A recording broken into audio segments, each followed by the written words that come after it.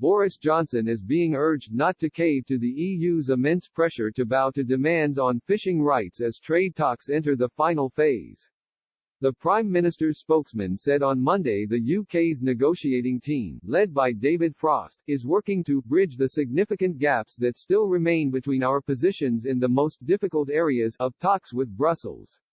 Fishing chiefs across the UK will be watching closely what sort of a deal Mr. Johnson will come back with after watching their industry suffer under the bloc's controversial Common Fisheries Policy (CFP) for decades.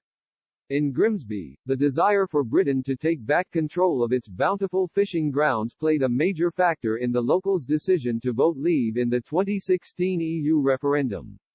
By the middle of the 20th century, the Lincolnshire town had risen up to become the world's largest fishing port. But due to the strict quotas imposed by the EU and the huge influx of European boats into UK waters, Grimsby experienced a devastating fall from grace.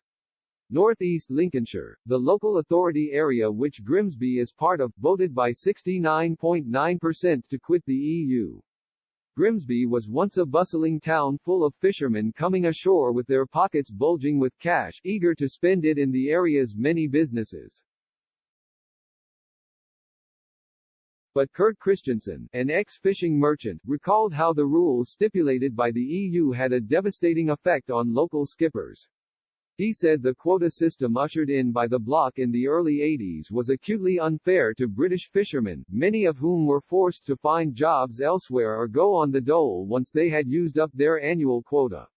He said he was disgusted to see talented fishermen having to work in cake factories because of the unfairness of the system.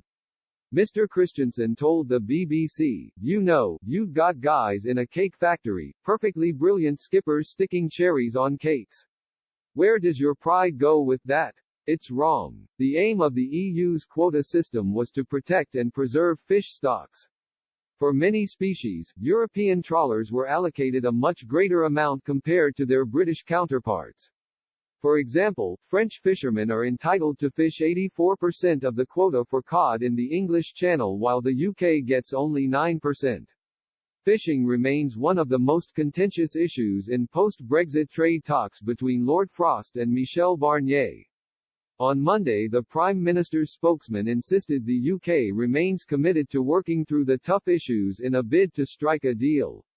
The spokesman said, "We are continuing to work hard throughout this intensive period of talks to seek to bridge the significant gaps that still remain between our positions in the most difficult areas."